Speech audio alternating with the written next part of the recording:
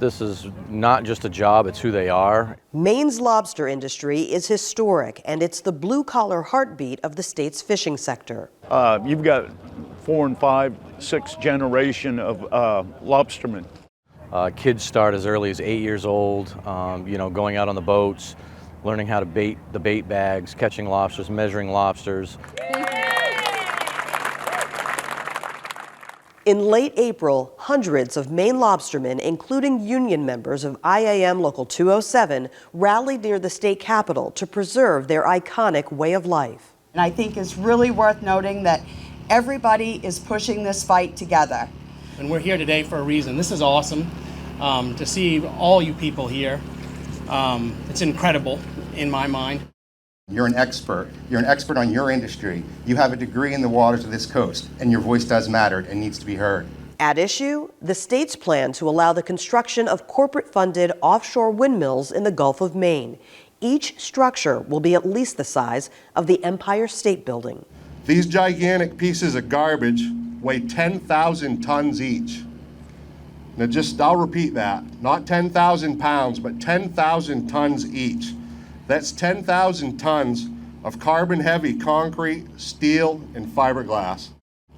Keep in mind, one's not enough. It's going to take at least 15 to 20 of these per array to even make it worthwhile to put in the ocean.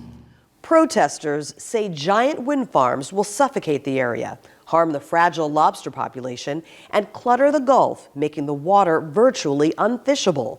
One dreaded scenario? The hundreds of turbines that it will take to produce affordable energy will cover thousands of square miles of some of the most productive fishing grounds in the world, taking opportunities away from U.S. fishermen and handing them to big energy companies. The prospect of a dwindling lobster industry and the potential loss of thousands of jobs has middle-class communities on edge. This is not easy. Stress and emotions are understandably high. This is our livelihood, our families, our communities, our businesses, and yes, our finances that are going to be impacted, and that is scary. The tourists don't want to come to Maine and say, wow, let's go look at that wind turbine. No one ever said that. Maine has natural beauty. And can you imagine Maine without its iconic lobster? No one's ever said to me when I say, hey, I'm from Maine, no one's ever said to me, wind turbine. Maine lobster is the brand of our state.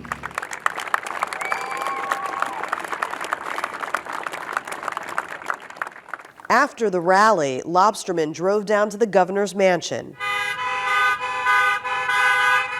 Once there, they rolled around the compound, stating their case with hard honks and bold beeps. We're trying to stress to the governor's office how important this is for us in our industry. She's not giving the fishermen a seat at the table. She's not listening to the fishermen. The only thing that speaks louder than money in politics is the voice of the voters.